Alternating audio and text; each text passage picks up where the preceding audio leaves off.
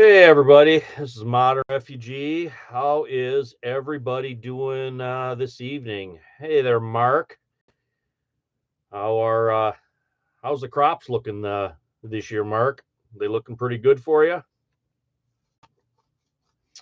If everybody can hear me all right, give me a 5x5 or just let me know you can hear me.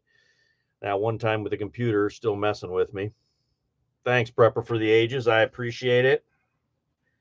Prepper for the Ages is a one of my longtime subscribers. I consider a good friend.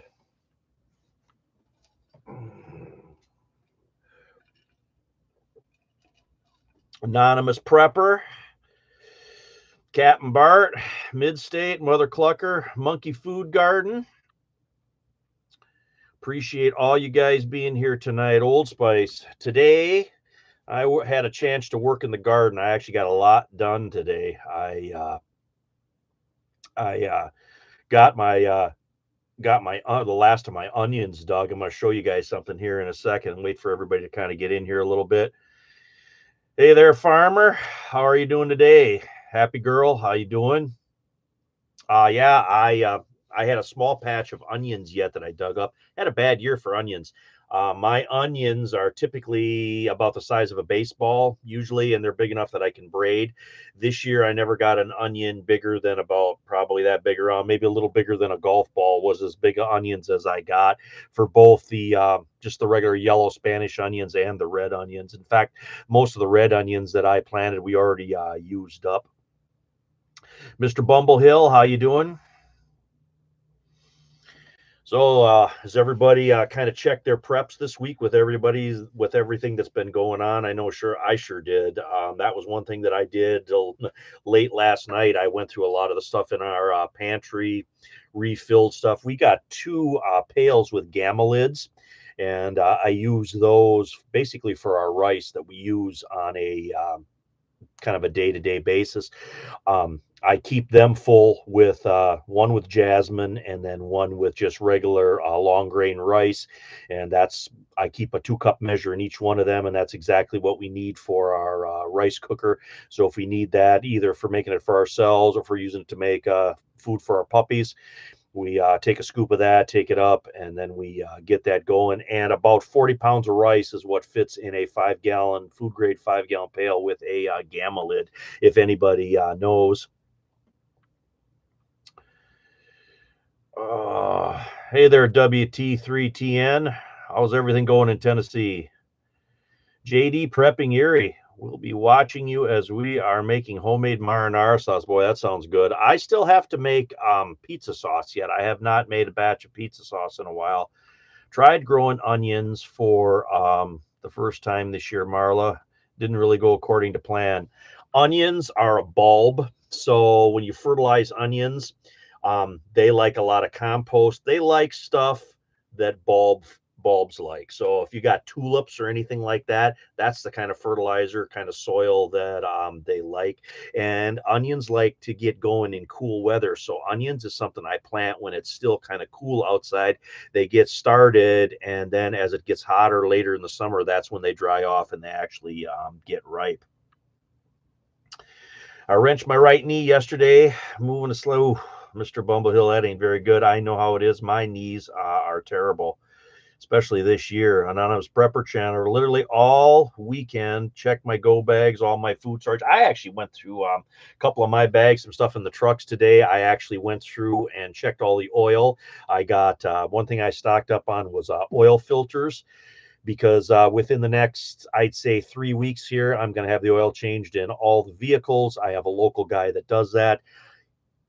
That is two people that you need to know as a prepper or need to have a kind of a good relationship with is one, a backyard mechanic, and two, some type of heating, cooling, and plumbing guy.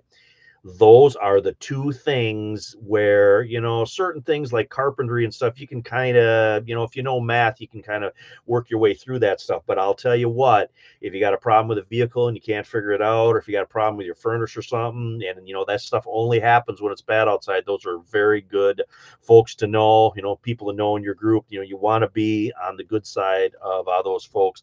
But anyway, in the next about 3 weeks, I'd like to have the oil all changed in all our vehicles, so we're basically good for the winter. Prepper for the age. Guy comes cleans my furnace and press.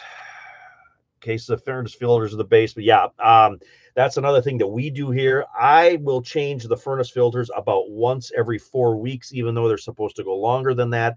I like a certain kind of furnace filter, and we keep those basically stocked up. I like to have, come about the 1st of November, I like to have 4 of them, because that way I am covered for December, January, February, and March. April, it starts warming up. The furnace doesn't run as much, but I typically will have 4 furnace filters here and ready to go. And a lot of people, like Mother Clucker's got in there. We got an HVAC furnace guy coming out in a few weeks. A lot of people just put themselves on the furnace guys list, and then this time of year they come out, check it out, make sure everything is working right, vacuum all the dust away from the electronic components, make sure everything's going good. Sometimes they charge quite a bit for that, but a lot of times, I know the guy around here, I believe he charges between like $60 and $80 depending on what's going on. But if it makes your furnace work all year and you don't have any problems, that's not really a bad thing. Now I want to show you guys something with onions. I've seen 2 or 3 things now that kind of is concerning me about the weather in the winter coming up. One is this really crazy warm snap that we're having right now. We had kind of a cold, cooler 2 weeks, a lot of northwest winds blowing through. Now all of a sudden it spiked right up, and it's been very, very warm the last few days. Very similar to what we call up north here an Indian summer. And Indian summer is typically a really warm snap that happens usually sometime middle end of October. And to have one this early, like basically a month early, that's kind of indicative of a kind of a nasty winter. And I've seen a lot of things that have corresponded with both the winter of 2013 and 2014. Those were the 2 really last bad winters that we had. They were actually really rough. 13, that's when my dad had a stroke, and we had to go back and forth to the hospital and stuff. And then he was hospitalized for quite a while then before he passed away in May. And every day that we went, the roads were absolutely glare ice blowing. It was just very, very cold. It was very, very, very, very rough. Library Lizard got my furnace service last week. That's excellent. Good to hear that.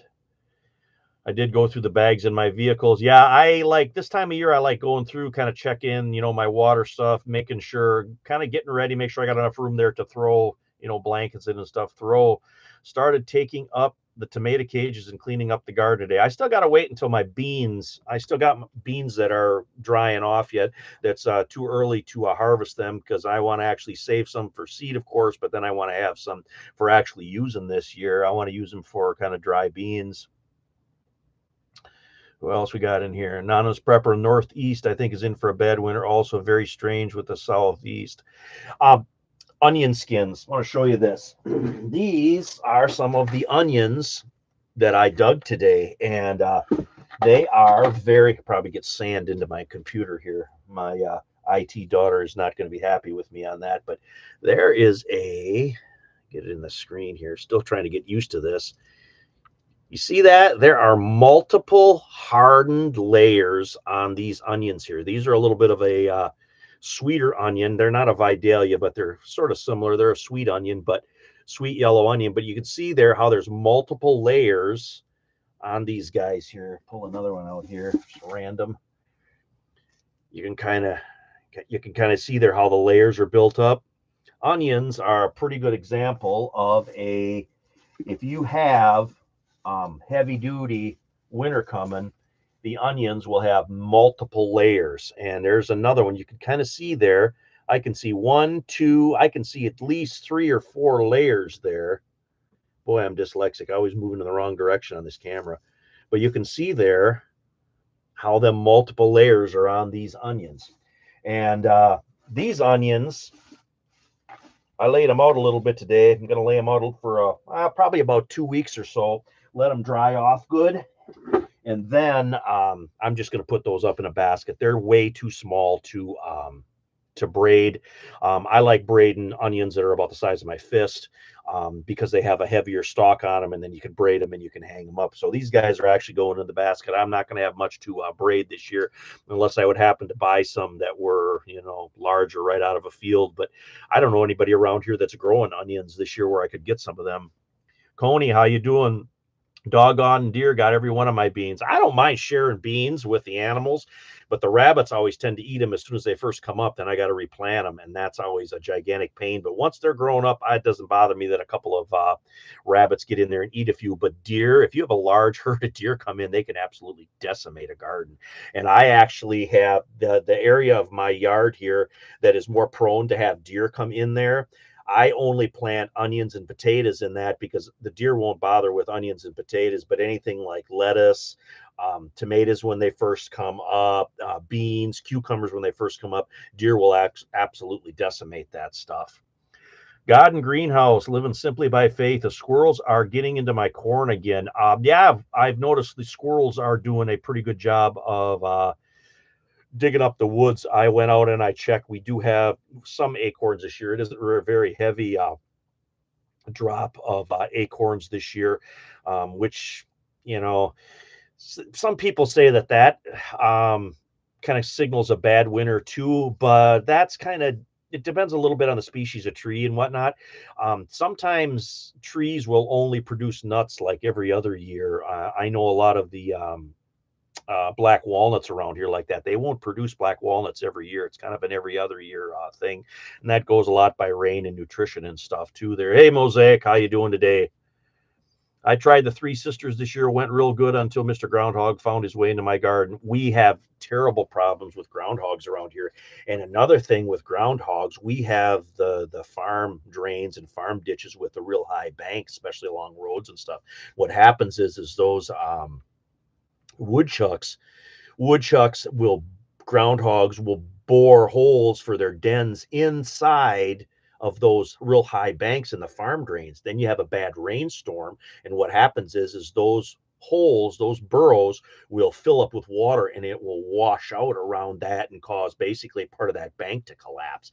So that's why they're really considered a pest. And it used to be too, out in the pasture they would dig holes, and then the cows and stuff would step down in there, break a leg. Now you have a pretty significant loss in your farm. But those boring into the side of the ditches is really bad news when it comes to groundhogs. Oh, let's see. 64 watching, but less than 20 likes. Oh yeah, if you can hit the thumbs up, that always helps out. Basically shows more people the video, which is good to go. It's fine. Coney, in the form of burger, chops, and sausage. We actually had the youth, I think, in the disabled veteran hunt and then the early doe hunt, but I didn't really see much deer activity because it was so hot. Typically deer kind of lay low in this real hot weather. I didn't really see. Today when I came back from the one thing that I was working on, I seen 2 deer in soybean fields, and that was all that I seen as far as I drove, went and got a couple of things that were actually lacking from my pantry, what I went through last night. Scott, just in case, I bought work boots today, and that's never a bad thing to have a couple of spare pairs of shoes, work boots, whatever you need.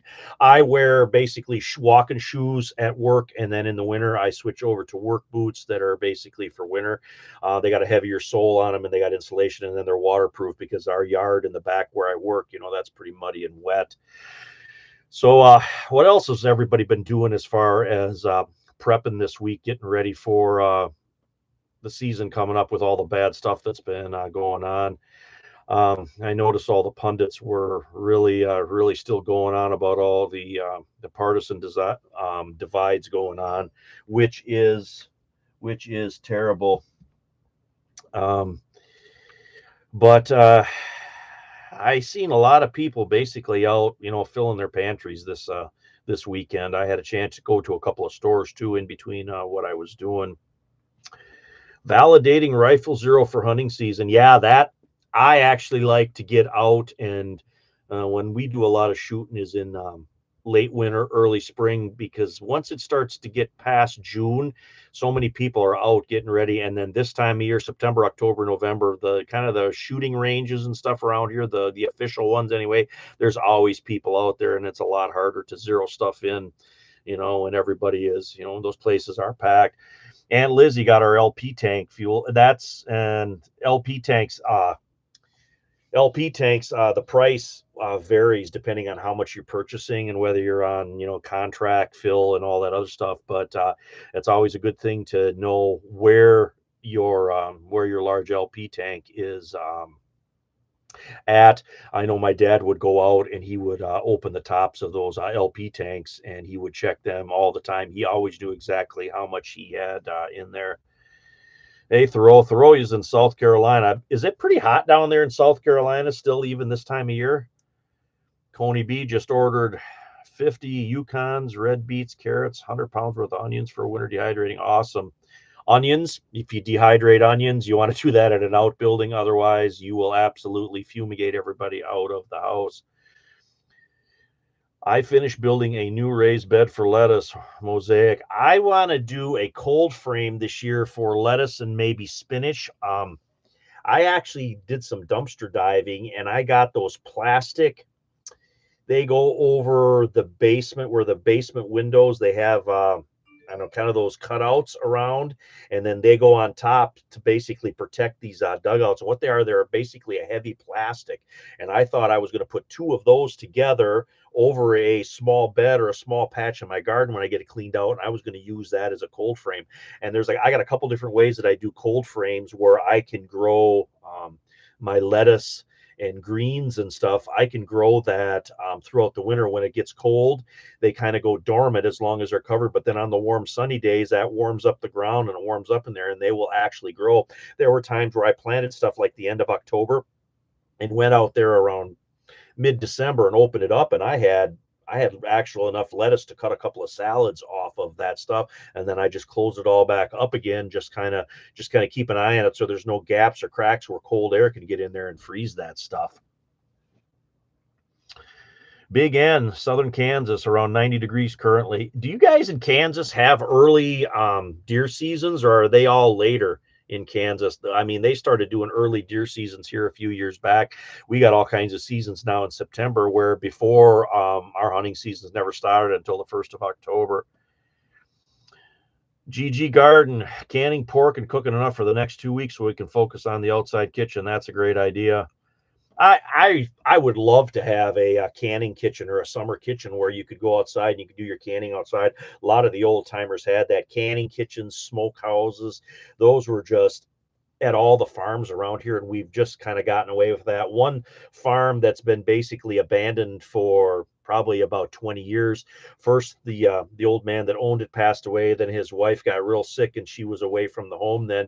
And then she passed away about 10 years ago. And this place has been basically setting for 10 years. Had a couple of barns out back, had some trees and stuff. And I'll be darned if the people that didn't move in there knocked the barns down and cut all the trees down. I just shook my head when I drove past there. That would have been a great start for somebody to have a self-sufficient kind of homestead. And people nowadays, they don't even want to mess around with that stuff. It's really makes me sad. 380 Scout, my propane company does a pre-buy program this year. They put a force majeure language in the flyer. Now the force majeure, that's like a nothing we can do about it. Something happened, the price is going up. If I'm correct on that, you have to correct me, Scout, because the industry is expecting disruptions in war. Well, the big thing of it is I think still a lot of Europe gets fuel and natural gas and stuff from Russia through all those pipelines in Ukraine. And if that, where are they going to get the natural gas and stuff from? Probably from us, which means they're going to ship it over there and jack our prices up. I mean, that's kind of how I'm thinking that what it is. Michelle the Great, Miss Mary, a machete. I don't know what they're using a machete for, but I can only imagine. 22 rifle. Yeah, 22 rifle works for woodchucks and stuff and the things in the garden. But with a woodchuck in particular, they're tough. You got to make your shot count. Window liquoring prepper, kitchen table works. Making a canning kitchen in one of our outbuildings. I remember Mom, she would do it out in the, we had a 3-burner gas stove, and then Mom had a kerosene stove out in the shop, in the little shop, and she would do canning out on that, especially stuff. I know. I think nowadays they recommend pressure canning pears, but Mom would always put a heavy syrup on the pears when she would can those, and she never pressure canned them. That was always hot water bath and what she did because if I remember correctly, if you do a heavy syrup on the fruit, you don't have to pressure can them. Don't quote me on that 100%, but I have heard that. And peaches and pears were two things that Mom would can in heavy syrup, and basically the heavy syrup was just a sugar water mixture that she would put over top of them. Miss Mary, shotgun does not miss. That is true. Thanks, folks who made the recommendations. Yeah, I tell you what, if you're new to my channel, go through the comments. There's always really good information in the comments. I only know what I know, and but I have learned a lot from the people that are willing to comment, and it's a good place to share what you know. Like, hey, if you got a tip on something, man, throw that in the comments. You have no idea how many people that helps over the course of just our prepping learning experience. Coffee and cocoa. That would be awesome, Mosaic. Man, I can't even imagine to try to grow your own coffee and cocoa. That would be, and they say cocoa is going to get harder and harder to find as things go on. And the price of coffee around here, I'm glad I got a little bit of coffee here. Of course, I don't drink as much as I used to. The price on coffee has completely skyrocketed. You know, cans of coffee that I used to buy for like $3 are now like $7. It's terrible. Marla Kabum. Thinking about buying an electric pressure canner rather than using the old all-American canner that I have used outdoor. Do not big enough range top. Currently using propane to power. Yeah, you can pressure can over propane if you have a big enough burner. I know I have pressure canned over propane, and that would be my backup if something happened. Other than that, I use the electric stove when times are good, but if times were bad and I wanted a pressure can, I have several. And I'll tell you what makes good burners for pressure canning outside: the turkey fryer burners. And a lot of times you can get those turkey fryer burners. That's them burners. They're about this big around. They usually have their own frame. They stand up maybe 2 feet or so, and they're for those large pots filled full of oil where you deep fry your turkeys in. Those are freestanding. They're made out of a heavier metal. They got a high enough setting on them where you can keep the temperature up on them. They work good for both pressure canning and for hot water bath canning, especially if you have really big hot water bath canners. I know I've done tomatoes and stuff and tomato juice in those large granite hot water bath canners on those burners from those turkey fryers. And I bought multiple turkey fryers from like garage sales that were just like dirt cheap, and pretty much discarded the stuff that I didn't need and just kept the burner. And I've been seeing more of that Presto Digital electric canner. I know Ball has a fancy electric canner, pressure canner thing going on now. I think it's a pressure canner. Maybe it's a hot water bath canner. I don't know how much it is. I know I've seen ads for it online, but I've never seen one in a store yet where I could actually look at one of those. Wow, even eggs at Walmart are a dozen. $4, almost $5 a dozen. Eggs were terrible. Eggs were like what, $7 or something here at a lot of places come in the like late winter this year, but the prices come down on them quite a bit. And I've actually got into my I got good friends now. I got people I work with and stuff, and I've been just getting eggs piecemeal as we need them from people that I work with, because they have a really a large surplus of eggs, and makes it easy. And even my wife and my children here that are still living at home with us, we love the eggs. The eggs from our friends are 10 times better than the eggs from the grocery store. They just have a better flavor and they last longer. Pressure canning on a camp chef is done on the low side. Easy to get too warm. It's good advice. Yeah, 39 ounces of Folgers. Coney said this 39 ounces of Folgers is now $17.99. Yeah. And that's kind of what I've seen. I always got the smaller containers because I'm the only one that drinks coffee here at our place. Sometimes the kids will drink it, but it's usually just me. And big containers would always go stale before I could use them all up. So I started buying the small containers, and the small containers are just plain old Maxwell House. Used to be like $2.96, and now they're $7. It's crazy. 3 pressure canners throw. I've got two. The old one that I call old Nebuchadnezzar. I use that one all the time, but then I have another one that's identical to it. It just has an enamel coating on it. Ball has an electric hot water bath canner. To me, it's overpriced. Can't see the benefits of that. That's what I was wondering, if that was a hot water bath. Like I said, I thought maybe it was a pressure canner. GG Garden, thanks for putting that in there. February, my brother is bringing me a cold, hot oil press to make my own coconut oil. There's another channel on here. I watched him press oil. He lives in South Carolina. His channel is Palomito Prepared, and he's got some type of thing that he purchased to basically press oil out of seeds. I think, I don't remember exactly. I want to say it was like sunflower seeds or something, but he has something where he can make his own oil. That would be extremely valuable in an SHTF situation. Up here, I guess we would just have to rely on render and lard, because that, and I actually have a video on render and lard if you guys have never seen that, because they would actually render lard like in November when they would do their butchering. It was part of butchering, was render and lard, and then that would all be stored in crocks down in the basements of the old farmhouses. So, they had their canned goods. They had usually they would have a couple of barrels where they would make their own wine, but they would have crocks that would have sauerkraut. They would have dill pickles. They would have lard in them. They would have all their canned goods, their jams, jellies, tomatoes, whatever. They would have their cold cellar where they would have their hard squash, potatoes, onions, garlic, that kind of stuff in. And then their smokehouse, they would have sausage, bacon, hams, that kind of stuff. That would just hang in the smokehouse. They would cold smoke that, and that would just hang out there. When they would need some, they would go out and get it. It was basically their refrigeration for the wintertime. The turkey burners suck. I build my own. That, and anything that anybody builds themselves, and I could see how you could build one of those if you had a welder and you had some a flat bar and you had some square tubing, you could weld something up. And if you had a heavy duty burner, I've seen multiple different smokers where people took burners out of old hot water heaters, and they would use those to make burners for smokers or whatever.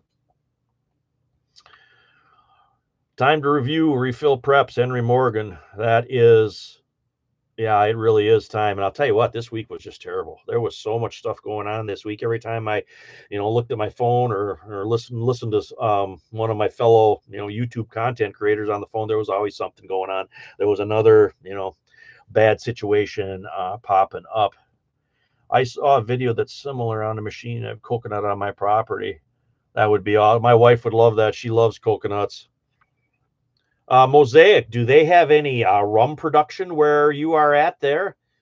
Do they have any sugarcane production there where they go and they ferment and then they distill that stuff? Lard preserves meats. That is true, Window Liquor Prepper, and I have actually done a video on that. Pork, beef, and sausage were things that were done, like the video that I did, and that was the most common that I seen around here, was pork chops. They would take pork chops or pork steak, they would fry that so it was done, and they would pack that in a crock, and they would cover that with hot lard, and then they would cover the top of that. And when they wanted to take some of that out, they would go down in there and they would pull out their piece of pork, and then they would basically cook it again. And it was called larding meat, and it was actually a extremely popular way to preserve meat like that if they didn't have any canning and whatnot. I remember a couple of years back, I was at a garage sale around here, and I was talking to a lady who actually knew my mother, and she was quite elderly, and she said that when she was like in her teens, they would butcher a steer.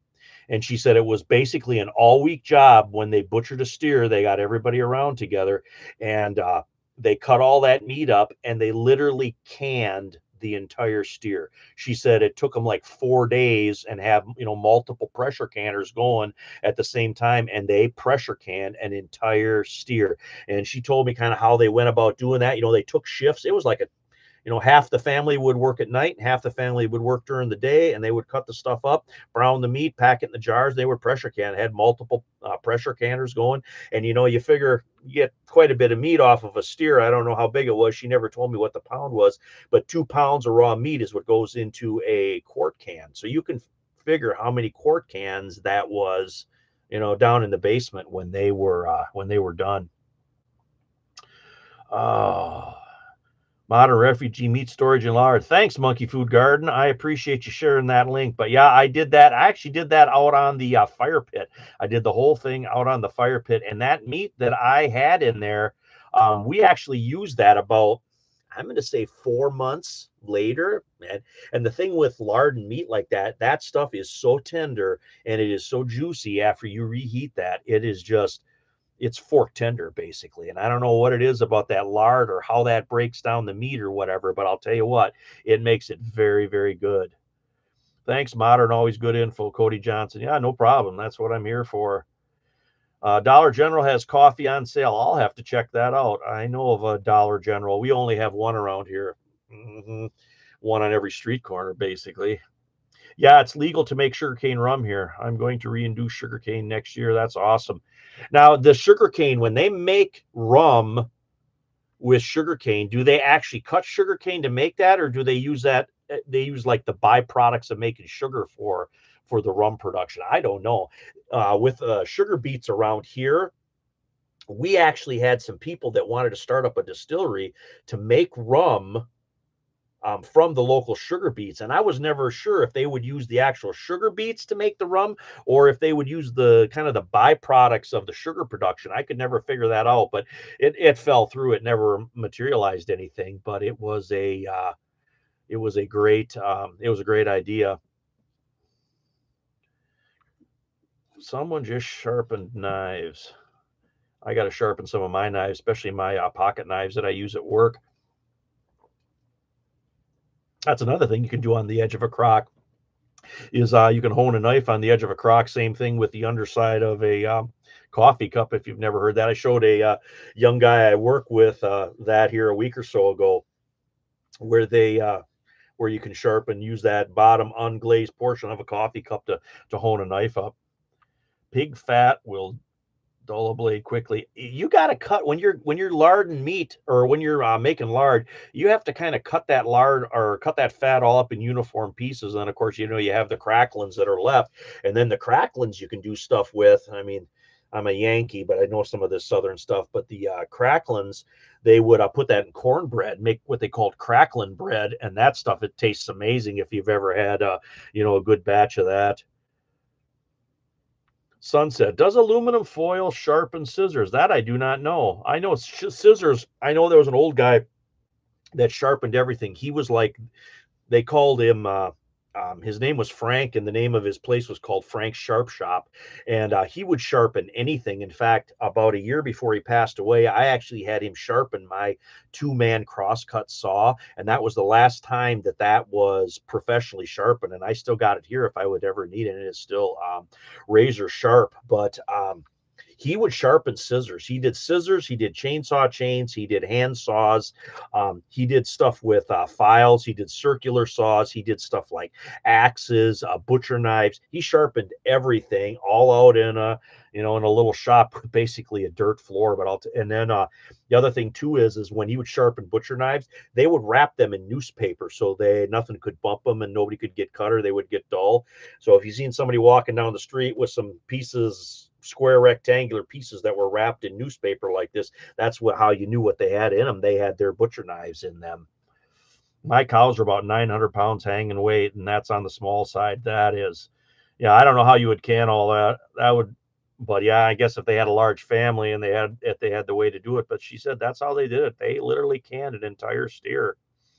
Crackling cornbread. My great grandmother made that. Oh yeah, that is very good. Window liquor prepper. You are an intelligent. I don't know if I'm intelligent. I just, some people think probably I talk too much, but I wouldn't know anything if I didn't ask questions. I'm kind of a, when I see somebody doing something or whatever, I'm constantly asking, hey, how does that work? How you doing that? And I'm not afraid if somebody says something that I don't know what it is, I'll just flat out ask them, what's that? I don't know. Most of the time people will, if it's, especially if it's something they're interested in, they will definitely share that information with you. Son said, I would think a prisoner would know how to sharpen stuff. Yeah, like the end of your toothbrush or something. I shouldn't even talk like that. You don't talk too much. That's why we're here. Yeah, I think that what I share is, like I said, it's just stuff that I grew up with and I know, and it's just really, a lot of this stuff is really important to the preppy community. These are all skills and things that I tell you what, if something bad happens, the old timers lived through so much. They lived through the Depression, they lived through both world wars, the turmoil of the 1960s, and then even in more modern times, I had old guys that I worked with when I was like in my early 20s. They talked about how bad that the 70s were when they had the recessions and stuff in the 70s. Nobody had any work. So then pretty much everybody went back to, growing gardens, and, they'd raise a hog for their own meat and stuff. And that, like I said, that was still within my lifetime, So MR, what is your favorite soup stew during the wintertime? Bean soup. I absolutely love Michigan Midwest bean soup. And, it's usually made with white beans. Of course, you can make it with any beans. I mean, I don't really care. Navy beans, Great Northerns are usually what you can make them with, but you know what? You can make about a pintos too. That's perfectly good. You take a smoked ham bone and a bay leaf and an onion and a few peppercorns and a couple cups of dry white beans that you rinsed off, made sure were clean. Throw that in a crock pot, cover it with water, and just let that simmer all night. And then about an hour before it's ready, you can dice some ham up and put that back in. Pick any meat off the ham bone that's still there, and you can cut up a cup full of carrot. Throw that in there. Take the bay leaf out. Let that simmer for about another hour in a crock pot, and you could do it in a big cast iron Dutch oven on the stove top too. Just let it simmer on low, and then have that with a fresh loaf of bread or some fresh cornbread. To me, that's heaven. That's heaven right there. I absolutely love that. And then the next would be potato soup, like a good, cream of potato soup with some onions or some leeks and some potatoes in that. And again, either with some ham or some smoked sausage in that, and then have some green onions and maybe some little parsley on top of that. Boy, that is amazing. But yeah, that sunset, those are my favorite. Like I said, a pot of bean soup and a fresh loaf of bread on a cold winter day. Boy, oh boy, that is amazing. Need to teach our youngins and peers, and that's a lot of the reasons I do this. A lot of the young guys now, especially people that sort of lived through 2020 and stuff, that age right there, the guys and gals that are like about 22 right now, that seen COVID when they were like still in high school, they have a lot more interest in these old time skills than a couple of generations before that, at least from my experience of the people that I've been working with.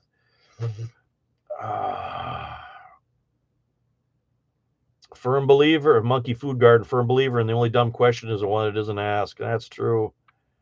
Chicken gnocchi soup. I've actually made gnocchis from scratch. That's a little bit of a work, but it's pretty darn good.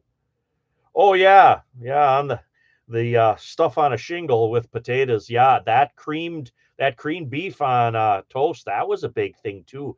Sunset pre-soaked beans.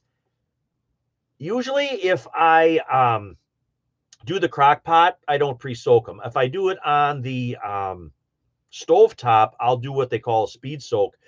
Basically, you take the dry beans, you put them in the pot, you cover them with water, you bring it up to a boil, and then you shut it off. You leave them set for an hour or two. You drain that liquid off. You put fresh liquid on it. Then you start simmering them, and that'll actually cut your your cooking time of the dry beans usually in half is that speed soak method. But like just soaking them overnight, typically don't do that.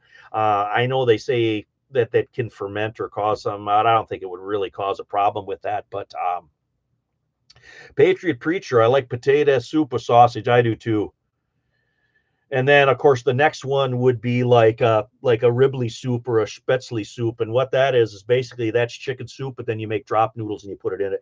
And Mom, she would take the dough, and if it was a really dry dough where it was kind of crumbly, that was actually called Ribleys. And my wife's parents, they called it Rivels, but we called it Ribleys. It was a German word.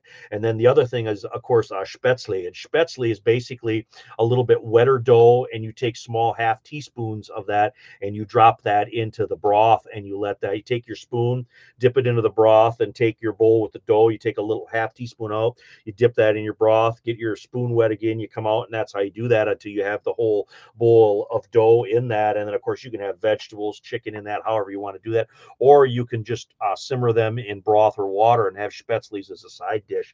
But Spätzles was something that was big when I was a kid. I was a kid growing up too. Many people can't boil water. Yeah, I should tell you guys the story on that. One of the things why I started my channel. Um, I like lima beans. Lima beans, yeah, aren't they called butter beans too, or like the smaller lima beans? Aren't they? Isn't that what they call butter beans? I believe that it is. I had once had people are dumb. Had once somebody spell MRI. That's actually pretty funny. Longest cooking is the best. Karen, how are you doing? Karen is my nemesis. She is my sister. Sister from another mother, but we're all brothers and sisters here as far as I'm concerned. But Karen has taught me a lot of native knowledge has come from Karen. I truly love and appreciate everything that she shared with me over the years.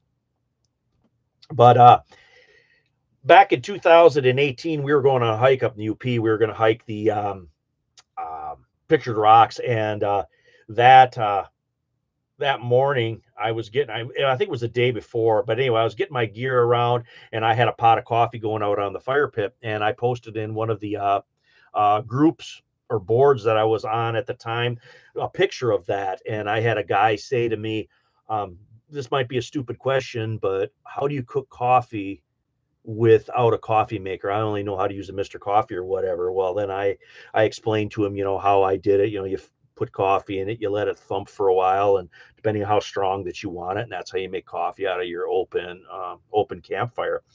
And I thought to myself, I said, geez, I really need to start something to start spreading knowledge, because there's literally people out there that don't know how to make coffee, on an open fire or on a just on a heat source without having a Mr. Coffee. And the guy was sincere. He said, I don't know how to do this. And I shared that with him, and that's kind of what got going in my head that I was going to start something like my channel. But like I said, that was quite a while ago. It's 2018.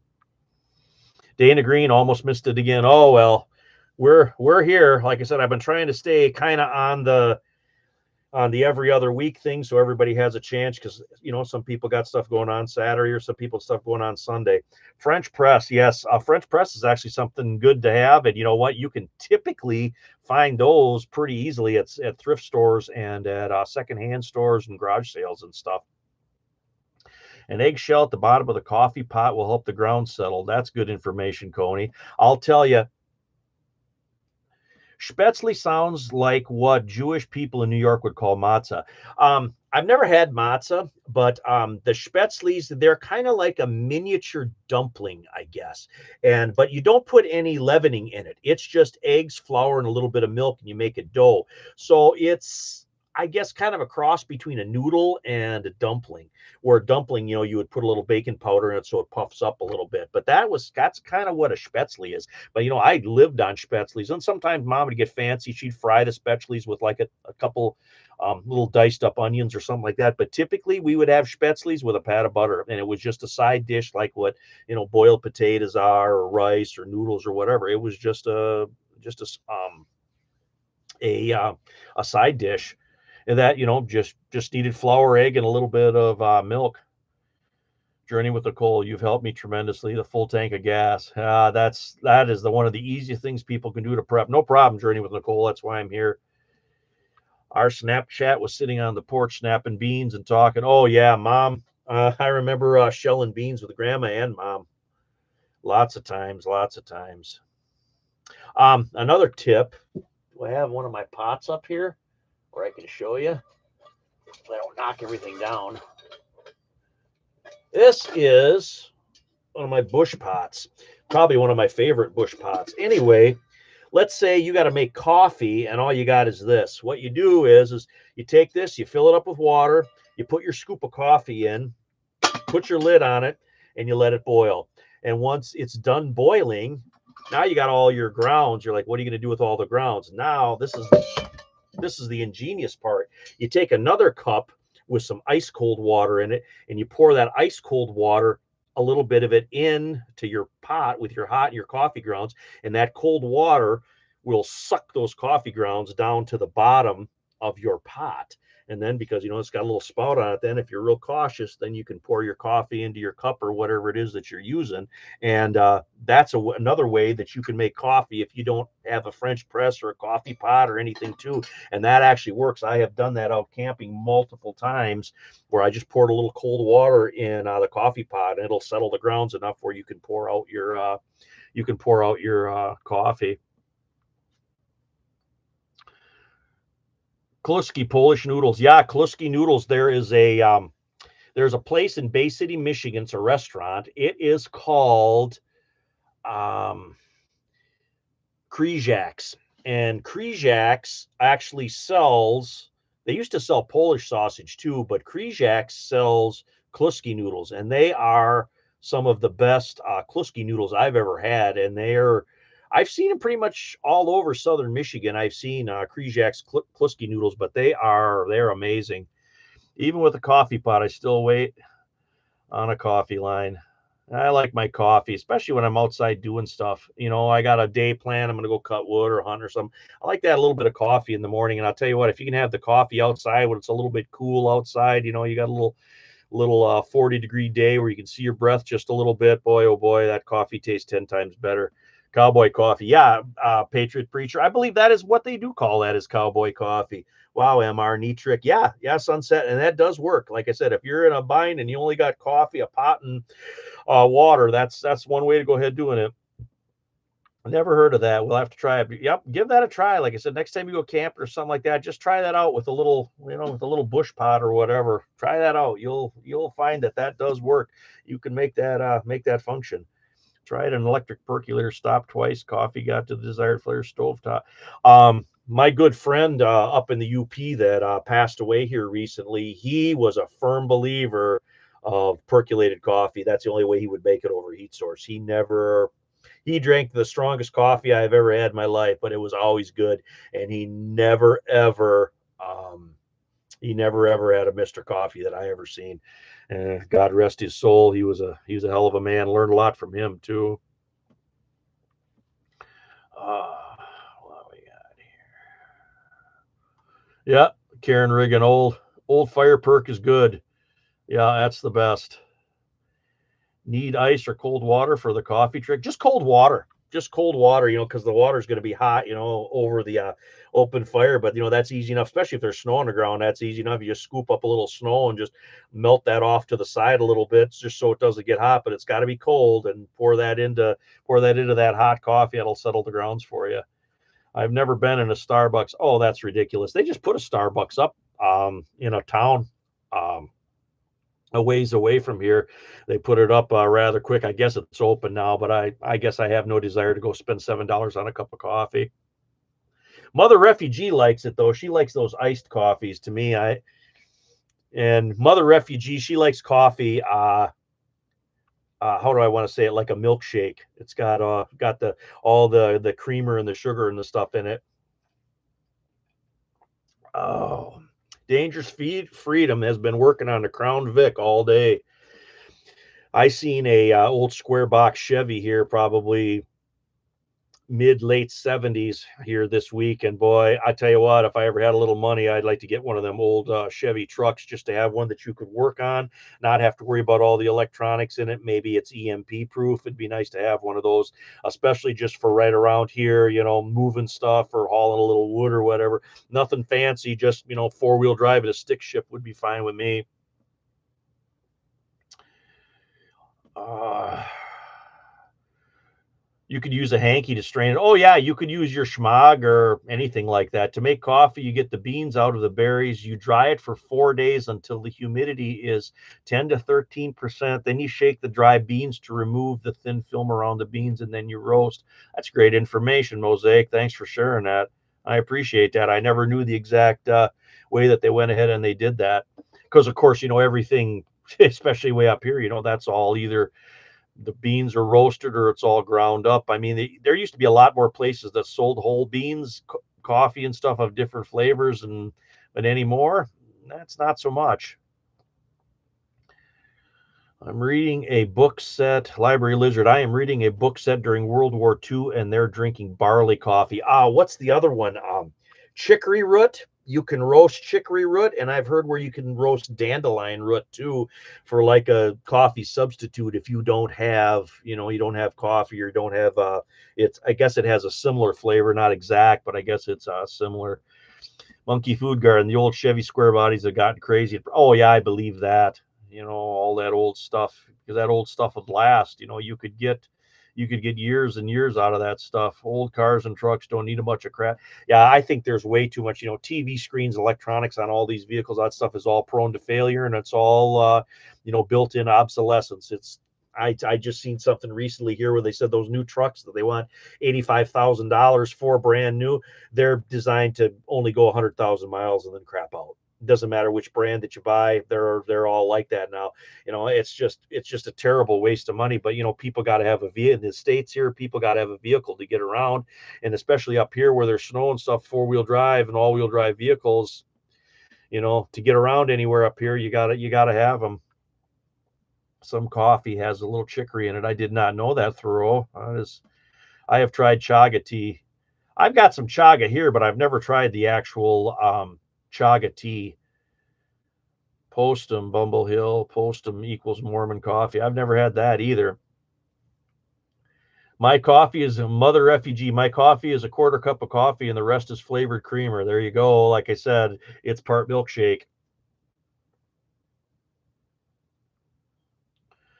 Transportation is key. Yeah, I wish, and that's one thing. Our work truck at work, it's a new truck, but it doesn't have no screen on it. It's just a radio, and it's just, your air conditioning and your heat. You still got gauges on it. I would actually like a truck like that, but the only bad thing of it is it's a big 1-ton truck. But that would be the type of vehicle that I would like. And I've heard that the 1-ton trucks um, are built a lot heavier and they last a lot longer. The only thing of it is they're kind of so big, they're harder to park, and they use more gas. But from what I've been told, they are the ones that are still built to last, but the prices are just astronomical. Old O'Clock Coffee had chicory in it, I believe. Yeah, do they still sell that? I don't know if they do or not. I know they got chock full of nuts I've still seen from time to time, and that Cafe Bustelo is another one I've seen. Community coffee chicory is a staple down here. I have to send some. Tablespoon of chaga and dried nettles as a cup of coffee is interesting. Chaga, well, a couple years ago, Mother Refugee and we hiked Negwagon State Park, which is on the east side of the lower peninsula of Michigan, but quite a ways north up by Alpena. And I actually seen a really big chaga growing when we were hiking back. I don't know. We hiked out to a point. It was maybe a 5 or 6 mile hike one way. And I actually took a little bit of that chaga, not the whole thing, but I took just a little bit of that. And I still have that here with my apothecary stuff. If I ever need a little bit of that, chaga really has a bunch of different uses.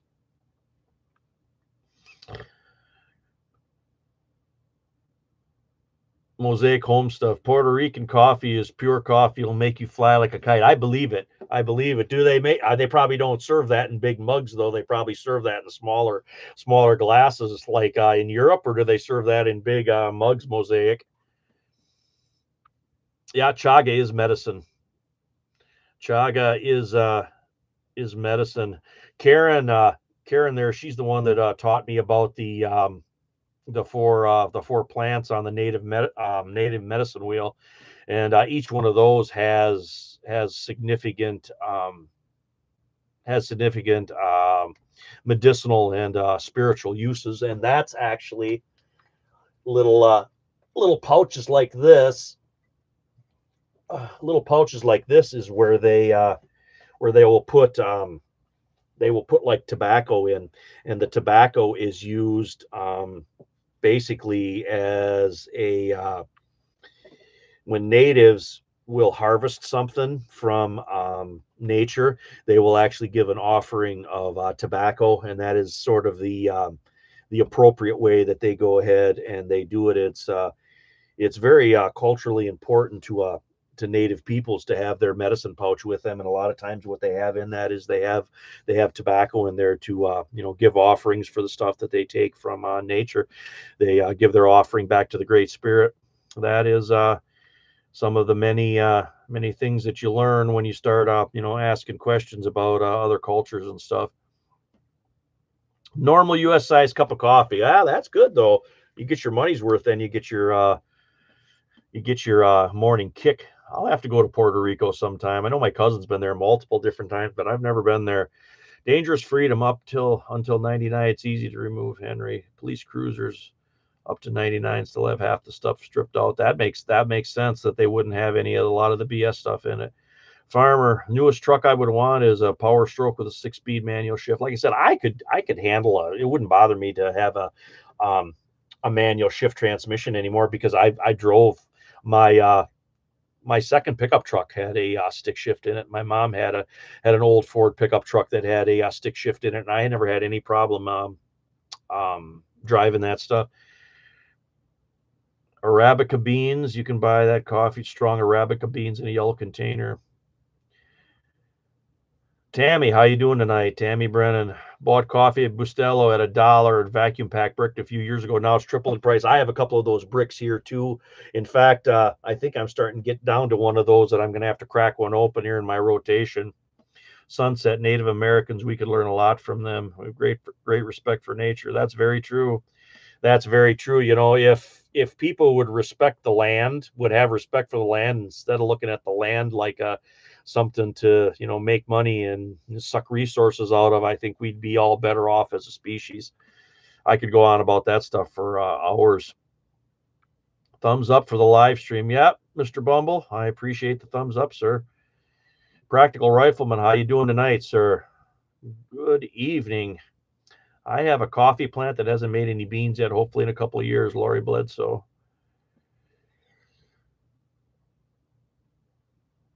Bustelo is strong coffee. Yeah, it is. Yeah, it is. That's all right though. Like I said, sometimes strong coffee is good to go. Yeah. But anyway, it's looking like winter might be a little bit rough. So I'm glad I don't really have anything in the ground. So if we have an early frost this year, I don't have really anything to worry about. One of the last things I got to do yet, of course, is shell my beans out, and I got tons of ripe jalapenos, bright red jalapenos, and they're all going to go into jars to get fermented. I will let them ferment until probably next April or May, and then I will puree them up and make my hot sauce for the year. I think I got like 3 quarts is what I made last year out of what we had. And I got the last of the pickles because I don't have any more fresh dill. I think I got 6 quarts of pickles that are they're not canned or anything because we like them crisp, but they're kept in the refrigerator. But I got 6 quarts of them left. I figured that those will probably last till about the end of October, and then I will be out of them. MR, do I have a fall garden planted? No, not yet. Probably in about a month to 5 weeks. I want to do that cold frame with. I might plant some. I got some onion seed here. I might plant onions to make little green onions, and then I got a couple lettuce mixes here that I'm going to plant, and maybe some spinach. That stuff always does really good in the cold frames. So that's kind of the stuff that I'm kind of planning on doing for the fall garden this year. Sunset. Our hot peppers are growing like crazy here. The wife's already made 2 years worth of hot sauce. I don't know. We go through a ton of hot sauces. Since I started making homemade hot sauce here, everybody uses it, especially my kids. My kids go through that stuff. They like hot stuff anyway, so they put my hot sauce on everything. And basically, I ferment them, and next spring I drain about half the liquid off. I take the peppers, because I do peppers, onions, and a clove of garlic in there. I will puree that up. Then I will add about half the salt liquid back into that, and then I add about a cup of white vinegar into that, and then that's my hot sauce. And then I just bottle that back up in. You can put it in any bottles you want, but I just typically put it back into mason jars, and then that just keeps, even if even if you got to set it out on because the vinegar and stuff, that sort of stops the fermentation. It won't ferment anymore after that. And then it's basically, we keep in the refrigerator, but if you had to just set it on a counter, it would be fine too. It wouldn't spoil. And then, put that on your eggs or anything that you like hot sauce on, meat, eggs, breakfast burritos. We make breakfast burritos probably 4 times a month here. And, anything like that gets a good shot of my homemade hot sauce. Have I ever had cowboy candy, sweet jalapenos? I have not. I have heard of it though, but I have not had that. And red jalapenos. And last year I did some red Hungarian wax peppers. I let them get red and I added them in with the jalapenos, and it changed the flavor slightly, but not in a bad way. It was still very good. And the heat, I think of it as a medium. I don't think of it as real hot. It does have a kick to it though. It's not like, what they call mild and stuff nowadays, but it's the straight jalapenos, and even with a few of those Hungarian wax peppers in there, it's what I would call a solid medium. Keep sweet peppers away from hot peppers. You'll ruin the seeds creating a hybrid. Yes, that's true. You got to kind of watch that stuff. I actually have my hot peppers in the backyard, and then my bell peppers, my sweet peppers, I have them in the front yard. And hot pepper jelly, Mr. Bumblehill, I have not made.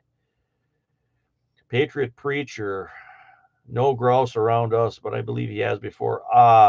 As far as hunting grouse, when I was a kid, there were grouse around here, but not anymore. You have to go up north. The Upper Peninsula has grouse, and the northern lower has a lot of grouse, but there's not enough cover around here anymore. I mean, there's barely enough cover for a few pheasants around here. I know they still hunt pheasants, but this used to be just loaded with pheasants back in the 50s and 60s, but that's because everything's been turned over to agriculture. All the fence rows have been plowed under. All that stuff has been, taken down. The population of those upland game birds have all went down. Grouse is good. I love pheasant. Pheasant is my favorite wild game animal. It tastes more like chicken than chicken does. And we've had quail already. I have hunted quail, and I have hunted pheasant, but I can't ever recall getting a grouse. And a woodcock is another one. But I've heard people say that woodcock doesn't taste as good. Timber doodles is what they call them too.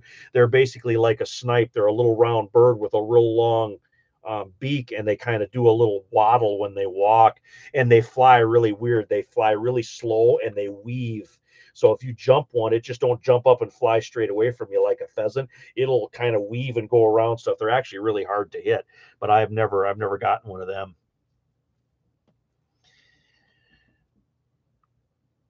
Coney, I am no longer a cold weather person. I do like the cold weather. Does the Farmer's Almanac have any legitimacy? I've seen where the Farmer's Almanac was right, and I've seen where it was wrong. So I can't really. I prefer sunset to just watch the signs and kind of make my own determination. Some of the other winter signs is one is for every fog in August, there's a snowstorm in winter. That I've seen to be fairly correct. You can usually judge weather, like the squirrels, if they're feeding heavy, you can pretty much determine there's some kind of bad weather coming. For where we are here, if there's a southeast wind typically you're going to have rain within 24 hours. And the clouds are another thing that are a pretty good predictor of weather. What they call mare's tails, that's the real thin, wispy clouds. That typically means, especially in winter, that typically means you're going to have some kind of precipitation within the next, in about 3 days or so. And then, of course, what they call mackerel sky, it looks uh, like fish scales. That's where it gets the name from. And that too typically means some type of precipitation within about 24 hours. That, I just have certain things that I kind of look for and I kind of watch. And, like Grandma always said, if it rains or storms on the full moon, it's going to be rainy all month. Mom and Grandma both said that. If it rains on the full moon, it's going to rain all month. You're going to have a wet month. And the flip side is true. If it's really nice on the full moon, you're going to have a nice, mild month, because the moon does have a lot of effect on our weather patterns. And that's one that I always watch, is kind of the moon. And there's been times too when we've had a storm on the full moon. And typically, if there's a storm on the full moon, within 24 hours of the full moon, that's actually a really bad storm. It's either a really bad thunderstorm or a really bad snowstorm. And probably the worst snowstorm I ever seen was on a full moon. And it had what they called snow thunder in it. And the snow thunder is basically lightning and thunder in a blizzard. And I'll tell you what, that is a really odd thing to see, see those flashes of lightning, those blue flashes when it's like a complete whiteout outside. That's something that is kind of freaky to see if you've never seen that before. I have done Sunset. I have done some weather vids. You'd have to look back. I don't remember what the names of those were anymore, but I did. I do remember talking about the moon on a video, and I do remember talking about. I think I did a video on the fog in August too, but that was probably at least 3 or 4 years ago. So those videos would be quite a ways back. Well, guys, I have been on for a little over an hour here. I'm gonna wrap it up, and I appreciate each and every one of you guys coming here tonight and spending some time with me and Mother Refugee and the other members of the community here. I really enjoy talking with you guys. I could say, hey, I'm going to do a video on this topic or that topic when I do a live, but you know what? I enjoy more just interacting with you guys and just having discussions back and forth on different things, whatever comes up. I feel that is sort of the best way to be doing these lives, and I'm going to continue doing them that way, just to basically share information between all of us. There's 70 some people on here, plus, me, that's 70 minds that are all kind of discussing everything together. And I think that's the best way to utilize these live streams here. But appreciate each and every one of you guys for taking some time out and spending it with me here tonight. And I will be back next week with another one. You guys take care.